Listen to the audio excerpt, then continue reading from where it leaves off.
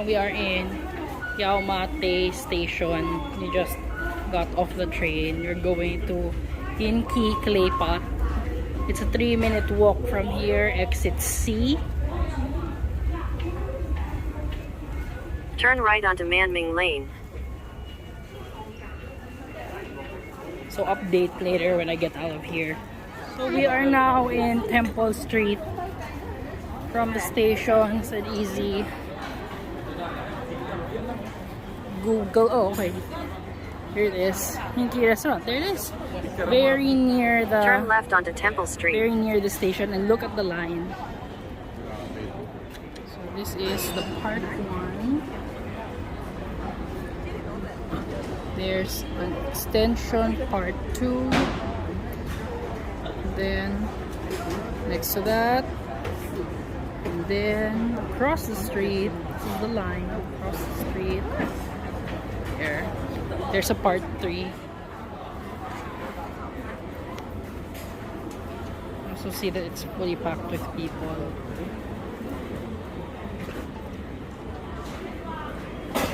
Here's the menu, and you can see that Hing Kee actually has a map printed there over on the lower left side. And they actually take up 5 commercial spaces in total. There is an English menu, so you don't have to worry about getting lost in translation. And since this is a Hong Kong restaurant, of course they're going to have a massive menu with a mind-blowing range of items to choose from. And this is the thing that has always amazed me about Hong Kong eateries, how they manage to offer so much, yet not have a kitchen that's bigger than your standard restaurant. Talk about being thorough with all sorts of combinations you can do with their ingredients and space. So while this place is famous for their Claypot rice, you can find so much more in there. Maybe that's why there's always a long line. It will take quite a lot of visits before you've sampled everything on the menu. The last page of the menu features celebrity guests. This is the dining room we were assigned to. It's a basic open setup. The lady standing there in black is the server, and she's also the one that helps settle the bill as it's a fast turnover type of restaurant. Okay, this is the small order of oyster cake. This comes with some chili sauce, and compared to what I've tried in Manila, theirs is not as flattened like a savory pancake. You get more texture from that fried batter coating. And while the oyster cake comes in small or large sizes, the sweet and sour pork comes in one size only. Here's another look at the oyster cake. And then we also have just one size for the soup. So the soup has a nice slurrified consistency, but it's not too salty. So it's a mildly flavored. Nothing too salty, but with a very nice mouthfeel. The Claypot rice, also known here as rice in pot, ranges from 70 to 120 Hong Kong dollars.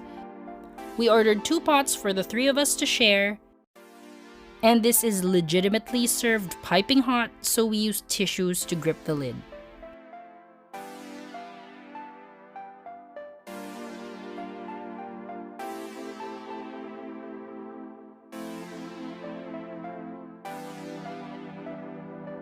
So there is a sauce, and everyone keeps saying in the reviews that we've read. So there's a sauce, and it's said to be better if you put the sauce in. And so after you put the sauce, you're supposed to let it sit for a little bit before digging in to give the sauce a chance to get absorbed, as well as for the rice at the bottom to get a little extra crusting time. Since the Claypot container is hot but not sizzling plate level hot, you don't have to scramble to avoid burnt rice at the bottom.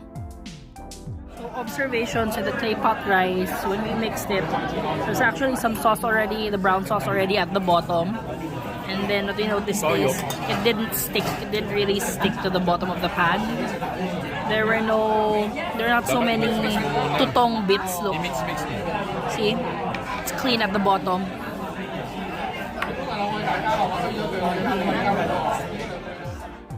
This second rice pot with the eel produced a more crusted result at the bottom.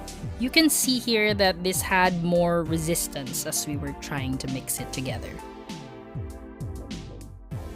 So this is after dinner and the line is still super long. Some people are already eating a little bit, maybe because it's like, they say it's like 30 minutes wait time or so for a seat.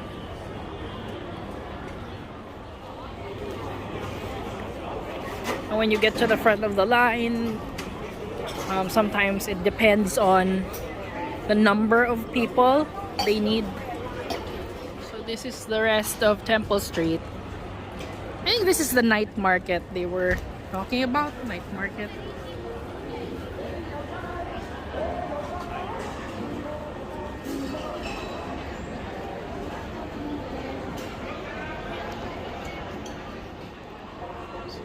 Get some souvenirs, Hong Kong related magnets, keychains, and then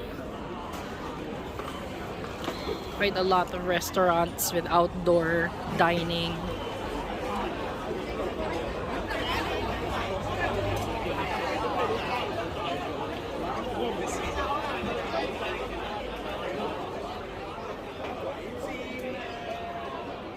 I do recall having been to this place before many years back, and much like a lot of other tourist attractions affected by the 2020 pandemic, it's come back more subdued. They reopened late 2023. I remember Temple Street being quite densely packed with stalls before, and it was much more chaotic and colorful. But you can still get a lot of souvenirs, trinkets, accessories, and the like. And this has become more of a food and restaurant-centric place at the moment. So here's looking back. This is where we came from. See how bustling and crowded that is. So my Temple Street by eco bags, because they make it sturdy, and even the one I have right now, I'll show you later on. It was actually bought from Hong Kong. They're pretty sturdy. We've been using them for years, since before the pandemic. So if you buy 10, get one free. So this is my selection. This was from a previous trip. See, still alive and kicking. Great buy. So near the same area, there is another Claypot rice restaurant that also has quite a line of people, but not, yeah, this one's a little bit more obscure, but also super famous. It's been written about. It's called Four Seasons Hot Pot. No, Four Seasons Claypot, sorry. There. So basically the same dishes as the other one, I believe, but a little bit cheaper. You can see them making the clay pot there in the back. It just goes on and on, the whole continuous process of 1, 2, 3, 4, 5, I think 7 or 8 pots at a time. I don't know if you can see it there on the fire. Four Seasons is actually closer to the MTR, so that's Four Seasons. And then this corner, and that is the MTR already. So now we're trying to walk back to the hotel. We rode the MTR here, but now we're going to try to walk just to do some sightseeing. It's supposed to be a 20-minute walk.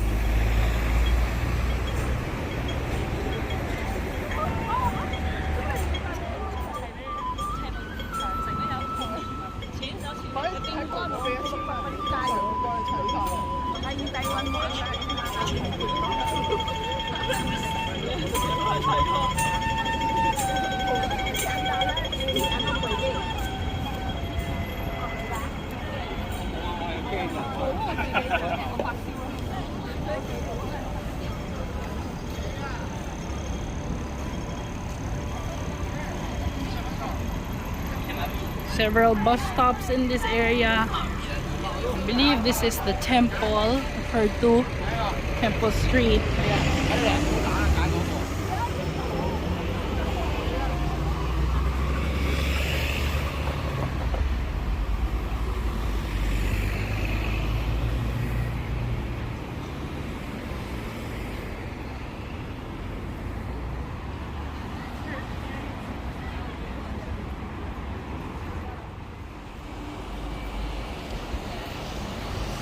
So here near Eton Hotel, we're going to try egg waffles because we didn't get to try them yesterday. We just ordered plain waffles, 12 per piece.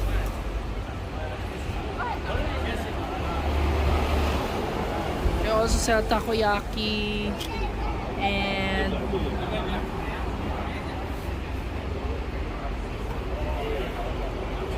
eggplant, bell pepper, hot dog, soup, what looks like curry in the back.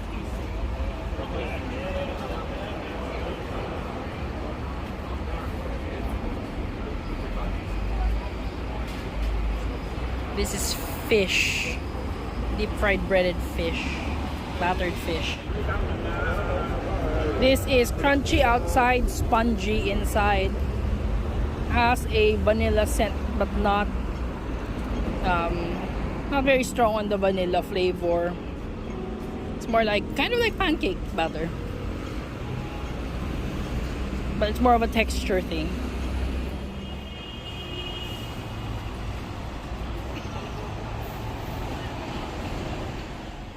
We stopped by McDonald's for some dessert, a McCafe, purple yam cake, and a McFlurry. I believe this flavor has since been discontinued, but here's a peek anyway. Like crushed Maltesers, but Ovaltine. Ovaltinis.